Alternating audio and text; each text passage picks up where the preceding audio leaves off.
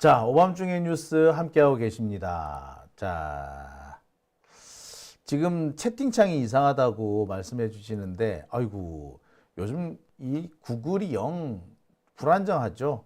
일단 제가 방송하는 상황에서는 큰 문제는 없는 것 같습니다.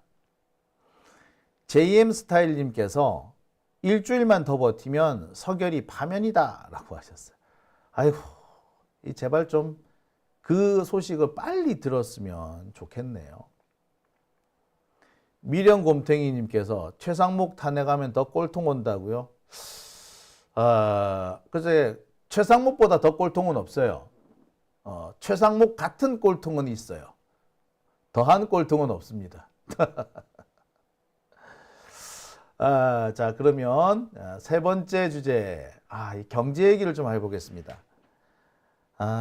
사실 정치 얘기보다 이 경제 얘기를 할 때 더 답답해요. 정치 얘기는 화가 나잖아요. 근데 경제 얘기를 하려면 암담함이 먼저 마음을 꽉 조여와요. 4월에 한국 경제가 위기에 봉착할 것이다 라는 4월 위기설이 돈답니다. 건설업체가 잇따라 도산하면서 한국 경제에 위기가 닥칠 것이다 라는 거죠. 이 건설사들이 지금까지 잘 먹고 잘 살 수 있었던 것은 실은 이 건설 경기가 내수에 미치는 영향이 상당히 크기 때문에 그래요. 옛날보다는 많이 줄었지만 여전히 이 건설 쪽에 돈을 투자하면은 즉각 반응이 옵니다. 그리고 실제로 경기가 조금 살아나는 모습이 있어요. 옛날에는 뭐 말할 것도 없고 점점 그 영향력이 줄어서 이제는 돈을 웬만큼 쏟아부어 가지고는 이 경제 진작 효과가 없다라는 분들도 계십니다만 그래도 효과는 있어요. 그러니까 옛날에는요, 이 건설 쪽에 돈을 쏟아부으면 어떤 뭐 촌 할아버지 말 맞다나 그 못 배운 사람들이 막 벌어먹기 좋다. 무식한 사람들, 그러니까 가난한 사람들이 막 벌어먹기 좋기 때문에 건설 쪽에 투자를 하면은 경기가 살아난다. 뭐 이렇게 주장을 합니다. 그건 옛날에는 맞았어요. 근데 요새는 그렇지가 않습니다. 이제 기술도 없이 그냥 가서 막 일을 하겠다. 그런 사람은 거의 받아들이잖아요. 건설 현장에서 안 받아들여 이제. 그리고 그런 일은 요새 누가 합니까? 외국 노동자들이에요. 베트남, 몽골, 중국 이런 데서. 요새는 중국도 안 온다대. 주로 베트남, 필리핀, 몽골 이런 데서 온 사람들, 그런 사람들이 막 일들을 해요. 노가다를 뛴다고. 한국 사람들은 오히려 싫어한답니다. 왜? 자꾸 꼬치꼬치 따지는 데다가, 요새는 권리의식 많이 높아졌잖아요. 꼬치꼬치 따지는 데다가 임금을 많이 줘야 되기 때문에 안 한대. 그래서 전부 다 외국인 노동자를 써버린답니다. 이것도 참 문제야, 그죠? 자, 외국인 노동자가 없는 데는 뭡니까? 전부 다 기계와 장비가 들어갑니다. 한국 사람들은 이제 거의 다 기계, 장비 이런 거 돌리는 일만 한대요. 그러니까 옛날처럼 막 벌어먹고 살 수 있는 게 아닌 거야. 그러니까 건설 경기에 돈을 투자한다고 해서 문제가 해결되지가 않는 겁니다. 하지만 그럼에도 불구하고 여전히 이 건설 쪽에 재정을 투입을 하면은 효과가 있기는 있나 봐요. 재정 내수 경기를 살리는. 이 말은 다시 뒤집어 놓고 말하면은 건설사가 망하면은 내수 경기가 완전히 얼어붙는다는 얘기죠. 안 그래도 우리나라 내수 경기 엉망진창이죠. 이건 자영업자도 계속 문을 닫는다고 합니다. 지금 제 이 스튜디오 주변에 이 상가를 둘러봐도 텅텅 비어 있어요. 상가가 텅텅 비어 있어요. 뿐만 아니라 요새는 서울 명동에도 빈 상가가 천지라고 하지 않습니까? 한때 서울 명동에 중국 사람들 때문에 발 디딜 틈이 없었습니다. 강남도 마찬가지래. 강남역 거기 주변이 거기에 세상에 어떻게 빈 가게가 나옵니까? 빈 가게 천지래요, 요즘에. 이 정도로 내수가 얼어붙었습니다. 그런데 여기에 건설회사들이 도산하기 시작하면은, 예, 완전히 말 그대로 겨울, 한겨울 한파가 몰아치게 되는 겁니다. 건설사가 우수수 도산할 것으로 예상되는 시점이 4월입니다. 작년에도 그 4월이 되게 위기라 그랬는데 올해도 이 4월이 다시 위기라고 합니다. 작년 4월이 위기였던 것은 상당수의 PF 대출이 4월부터 마감이 들어오기 때문이었는데 이번에는 마감뿐만 아니라 여러 가지 복합적인 위기가 닥칠 거라는 거예요. 4월 위기설. 건설 부문에서 시작된 위기설이라는 겁니다. 이에 대해서 벌써 많은 사람들은 계엄령에 따른 할부 청구서가 날아들기 시작했다. 포브스인가 하는 곳에서 그렇게 얘기를 했죠. 한국이 이번 계엄령 때문에 앞으로 장기간 할부로 이걸 갚아야 할 거다. 5,200만 대한민국 국민이 앞으로 장기간 할부로 윤석열이 저질러 놓은 이 똥을 치워야 할 거다라고 했던 겁니다. 이게 그 포브스 보도죠. 윤석열은 어떻게 윤석열은 한국의 GDP 킬러가 되었나? 왜 GDP 킬러가 되었느냐? 혹은 왜 윤석열을 GDP 킬러라고 부르느냐? 뭐 이런 보도입니다. 포브스 보도예요. 바로 이 기사 중에 이런 내용이 나옵니다. 하이 프라이스, 값비싼 대가를 치러야 한다는 거죠. 윤's selfish martial law. 윤의 selfish martial law니까 친위 쿠데타겠죠. 자, 이것을 사우스 코리아의 5,100만 피플들이 할부로 나눠서 내야 된다라고. paid over time. 아주 오랜 기간 동안. installment. 이렇게. 자, 이 기사 여러분 기억하시죠? 예. 바로 이 기사가 이제 현실화되고 있다는 겁니다. 할부로 갚아야 되는 카드 할부 고지서가 날아들기 시작했다는 거예요.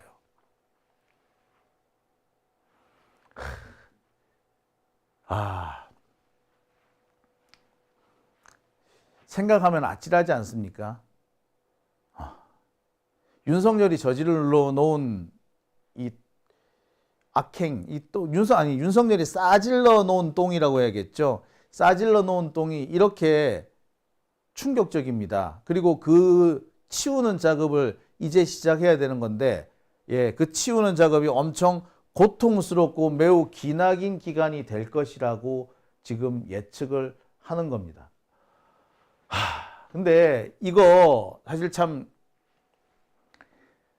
지난해 12월 윤석열이가 사고 친 직후부터 계속 나왔던 얘기입니다. 우리나라 외환보유고가요. 지난 12월에 12월 한 달 동안 무려 3억 달러가 줄어버렸어요. 그 당시에 우리나라 언론에서 뭐라고 얘기를 했냐면 외환보유고가 녹아내린다고 그랬습니다. 그리고 그 주범이 윤석열이라고. 여기저기에서 엄청나게 비판이 쏟아졌어요. 외환보유고가 녹아내리는 게 문제가 아니라고 하는 사람도 있었습니다. 왜? 우리나라 기업들의 뉴욕 증시 주가 하락률이 이렇게 컸던 거예요. 와, 포스코 같은 경우는 5% 가까이 빠져버렸습니다. 포스코, 한국전력 뭐 말할 것도 없죠. 이거는 사실 국가 신용도와 직결되는 거 아닙니까? 쿠팡이 우리나라에는 상장 안 하고 뉴욕 증시에만 상장을 했는데 쿠팡조차도 3.7%나 추락했습니다.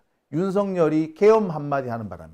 윤석열의 주둥아리 때문에 그 경망스럽고 그 술에 취해서 술 냄새에 찌들어 있는 그 숙취 덩어리 주둥아리 때문에 대한민국이 이렇게 망가졌던 겁니다. 진짜. 원달러 추이를 한번 보실게요. 계엄 선포 직전에 1,400원이었습니다. 1,403원이었는데 계엄 선포 직후에 1,442원까지 가만히 앉아서 40원이 뛰어버렸어요. 비상계엄을 해제하고 어쩌고저쩌고 하다 보니까 조금 낮아지긴 했지만 계속 높은 수준을 유지했습니다. 문제는 이 이후에요. 지금은 좀 나아졌나? 아니요. 이른바 계엄령 리스크가 완전히 해소가 안 된 겁니다.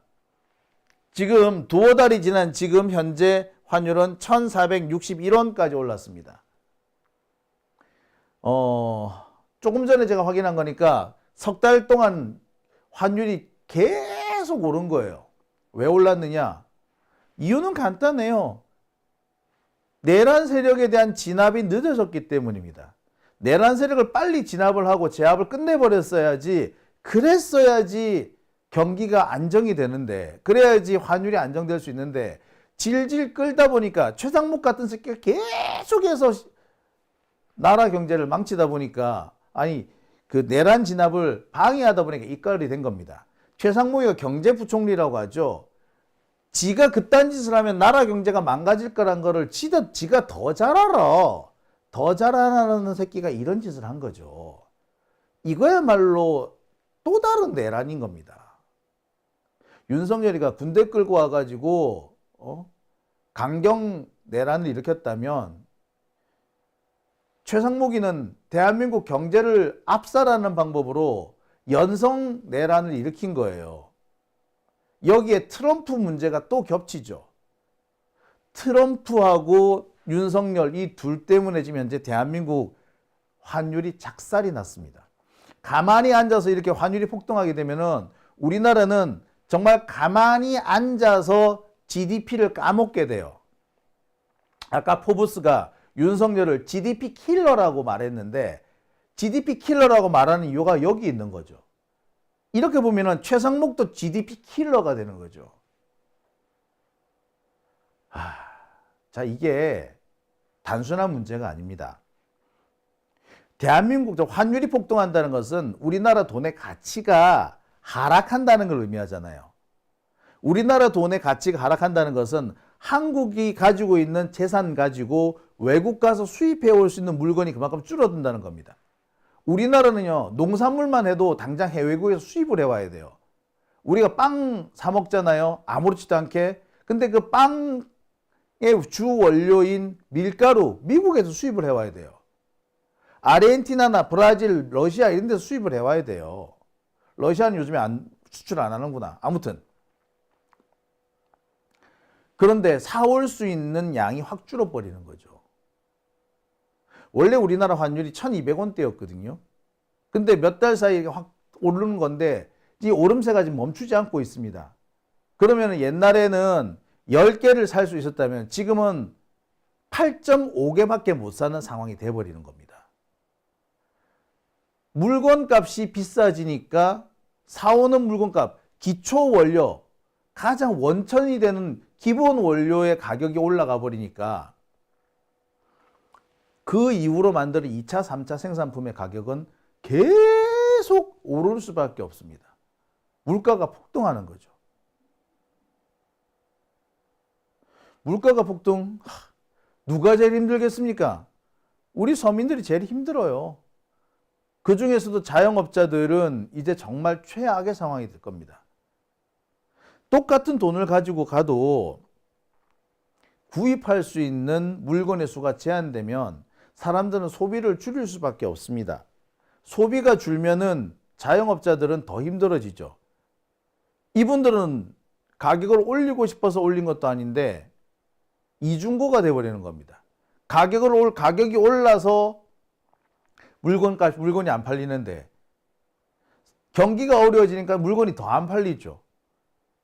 이 상황에서 견딜 수 있는 자영업자들이 얼마나 되겠습니까? 무너지는 겁니다. 그러고 있는데 엄청 충격적인 일들이 벌어지기 시작하죠. 바로 건설사들의 도산입니다.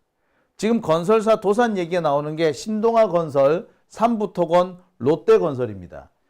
신동아건설은 이미 지금 뭐 망했다는 얘기면 확정이 된 거나 다름없죠. 삼부토건은 상장 폐지가 됐고요. 롯데건설 안 망하려고 지금 안간힘을 쓰고 있습니다. 건설사들이 왜 불경기인데 이렇게 망하지? 예, 앞서 말씀을 드렸습니다만 이 건설사들 같은 경우에는 내수 경기에 아주 민감한 곳이에요. 내수 경기가 추락하니까 건설사들도 그만큼 위기에 놓인 겁니다. 당장 건설사들이 만들어내는 제품이 뭐야? 건물이죠. 아파트 말이에요. 아파트 안 팔리는 거야. 전국에 지금 미분양 물량이 쌓여 있는 거예요. 물건을 만들었는데 안 팔리니까 뭐가 되겠습니까? 네, 망하는 겁니다. 그래서 대형 건설사 중에서도 재무 구조가 취약한 애들이 망하기 시작한 거죠. 근데 이게 참 악순환입니다. 내수 경기가 안 좋아서 건설사들이 망했는데 건설사들이 망하니까 내수 경기가 또 나빠지는 거야. 참 심각해지는 거죠. 지금 제일 우려가 되는 것은 롯데입니다. 롯데가 지금 4억을 매각한다 그러지 않습니까? 예로부터 롯데는 부동산으로 먹고 사는 데였죠.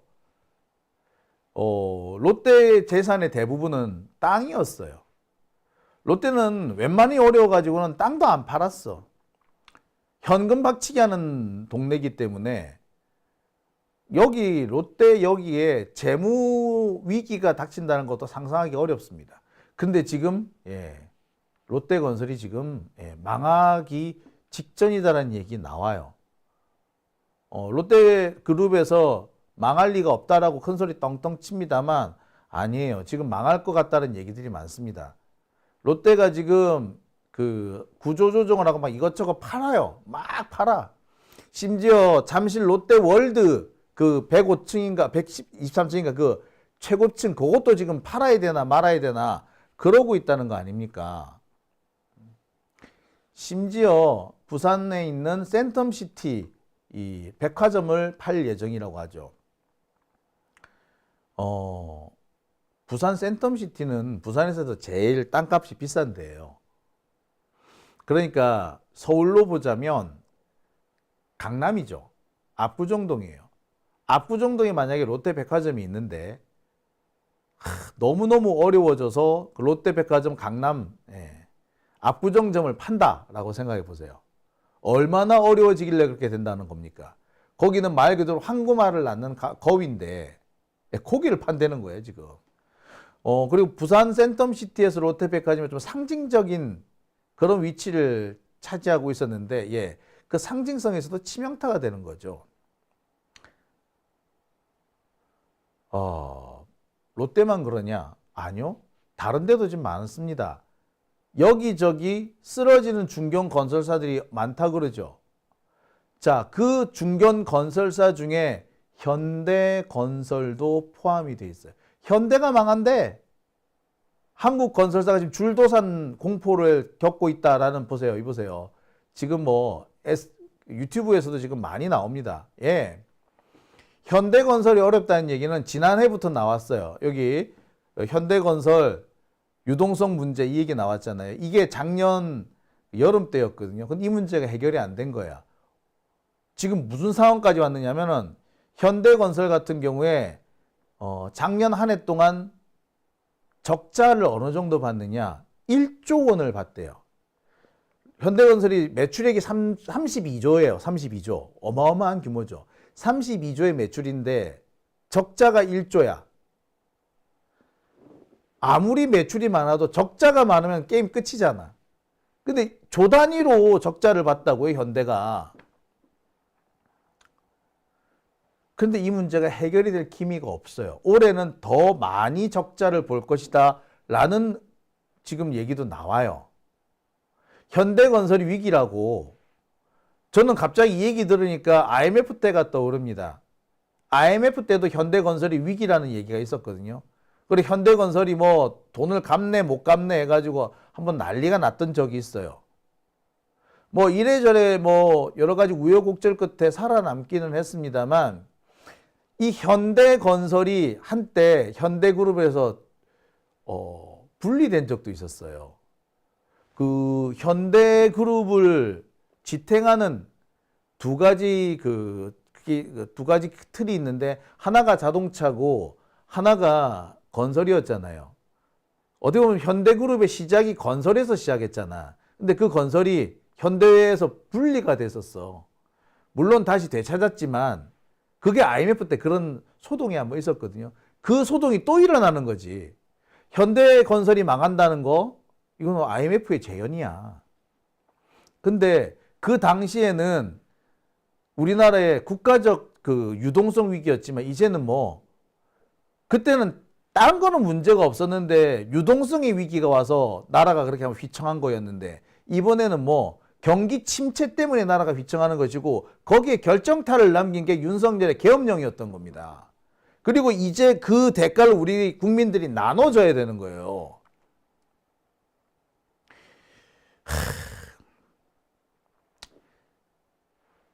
이거를 상황이 이런데 한동훈이 그 개새끼도 미친 새끼 그 안보를 최중시한다고 야 이 미친놈아 지금은 먹고 나라가 망한 게 생겼는데 돈이 없어졌다고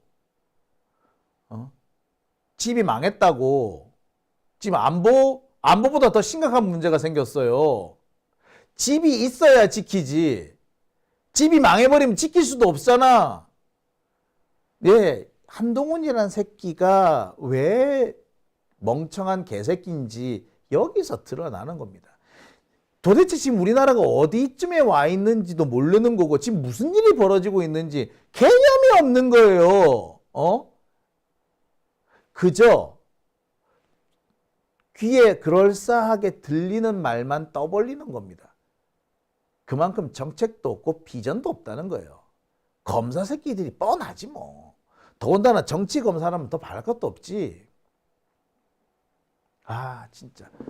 아 혈오르네. 자 그런데 현대만 그런가요? 아니. 지금 금호건설도 지금 문제랍니다. 금호건설이요. 부채가 지금 몇 퍼센트다? 금호건설 부채가 지금 640%랍니다. 금호건설 부채가 640%. 지금 태영건설이 740%로 제일 높고 두 번째가 금호건설이에요. 640%. 그 다음에 코롱, 두산, 효성. 예. 쟁쟁한 대기업들이 지금 줄줄이 다 위험한 거예요. 지금 두산 얘기를 제가 안 했는데 두산도 지금 어렵다 그래. 예? 그 중에서 제일 어려운 게 금호건설이에요. 지금 금호건설이 제일 웃기는 게 뭐냐. 작년에 뭐 5천억인가 얼마 수주를 했대. 근데 공사비가 5,200억이 들었대. 5,100억짜리를 수주했는데 공사비가 5,200억 들었어. 그럼 뭐야? 헛수고한 거지. 뭐가 되겠어요? 그러니까 지금 회사가 휘청한 거야. 안 그래도 지금 빚이 많은데 빚이 600%가 넘는데 또 손해를 본 거야. 이 금호건설 얘기는 지난해부터, 금호건설도 지난해부터죠. 지난해 건설업체를 제일 놀라게 한 건 태영이었는데 태영은 말할 것도 없어. 지금 워크아웃 중이잖아요. 보세요. 이미 망한 신동아, 현대건설, 금호건설, 이미 망한 태영, 여기에 현대건설까지. 이거 다 쟁쟁한 업체들 아닙니까? 얘네들이 지금 다 위기라는 거야. 이 위기가 언제 빵 터진다? 4월 달에 터진다. 그러니 뭐가 4월 위기설이 되는 겁니다. 얘네들이 왜 4월 위기가 오느냐? 기본적으로 미분양 때문에 그래요. 지금 우리나라 미분양 숫자가 7만 채 정도에 달한답니다. 근데 이럴 줄 알았어. 윤석열 정권 들어서고 난 다음에 주구장창 지어대더라. 경기 안 좋다고 하는데 주구장창 지어대더라. 문재인 정부 말기 때 짓지 말라고 하는데 그 말 안 듣고 주구장창 짓더라. 그래서 이 꼴이 된 거 아니야. 그래 놓고 난 다음에 이제 뭐라 그래? 나 국가에서 이걸 사가지고 가래. 이거 매번 이런 식으로 하잖아요. 얘들 사면 안 돼. 얘네들 이러니까 소위 말하는 모럴 해저드라는 문제가 생기잖아. 아무렇게나 마구 지어놓고 온 나라가 부동산 때문에 난리가 났는데 지들은 부동산 때문에 떼돈 벌었잖아. 그런데 미분양 생겼다고 이제 또 나라 국가에서 사두라고? 참.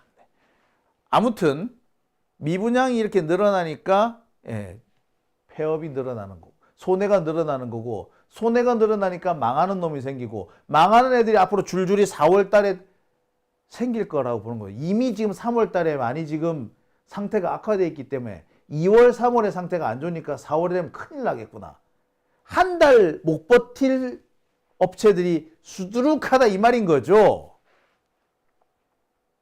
그래서 나오는 얘기가 4월 위기설인 겁니다. 이건 저의 얘기가 아니고 벌써 여기저기서 나와요. 문제는 이 4월 위기설, 건설업에서 출발한 위기설이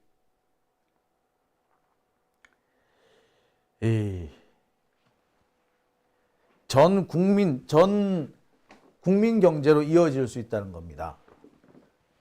건설업체만 망하고 건설업체만 불경기가 되면은 어떻게 보자면은 좀 위기가 덜할지 몰라요. 근데 앞서 여러 차례 말씀드렸습니다만 건설업이 우리나라의 경제에서 가지는 내수 경기와 직접적 연관성 이런 걸 따져보면은 이게 이제 곧바로 한국 경제의 위기로 이어지는 겁니다. 건설업체가 4월 위기면요, 한국 경제는 6월부터 위기가 시작될 겁니다. 딱 이재명 대표가 대통령이 당선된다면 임기 첫 번째 시작이 나라의 부도를 막는 일부터가 될 겁니다. 제가 그냥 하는 얘기가 아니고요. 다음 정권, 차기 정권의 첫 번째 임무는 국가 부도를 막는 게 될 겁니다. 대한민국이 역대 겪어보지 못했던 대공황을 어떻게든 극복하는 것이 다음 정권의 첫 번째 임무가 될 거예요. 그런데 한동훈 이 새끼 뭐라고 어째? 안보? 야, 이 등신 새끼야.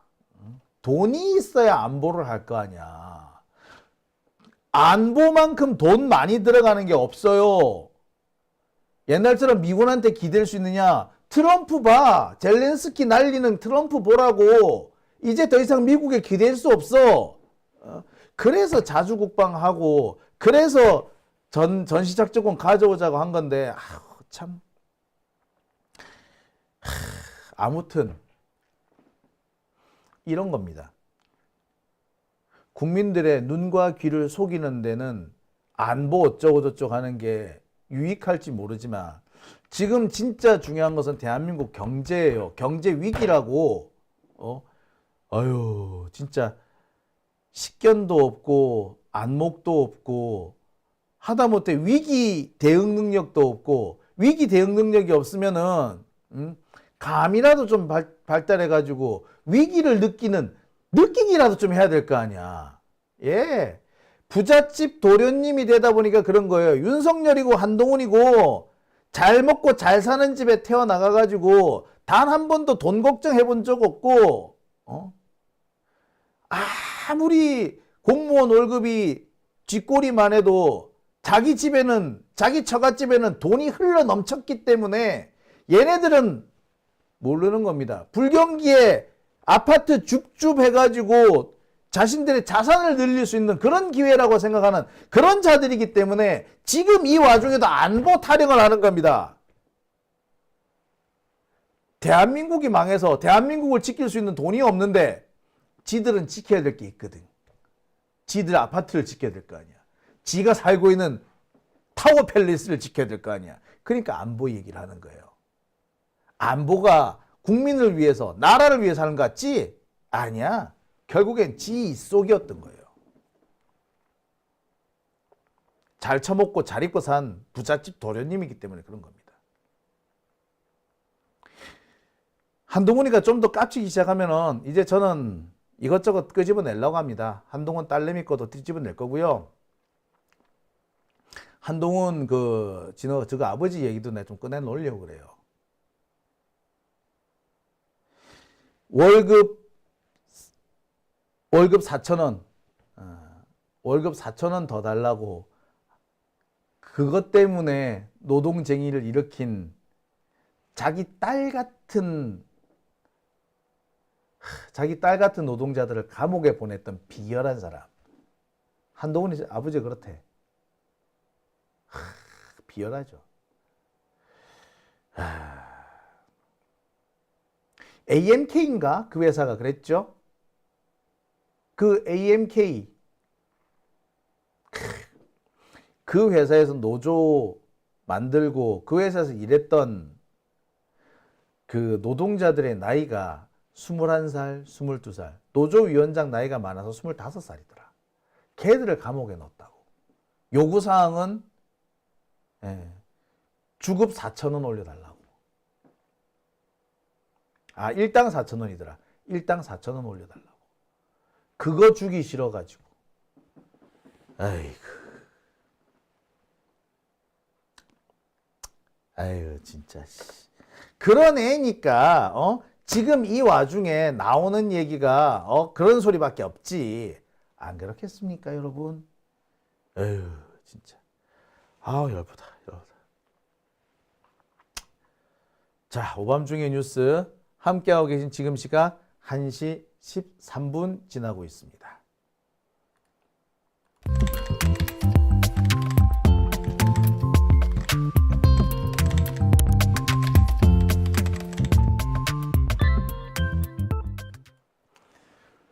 봄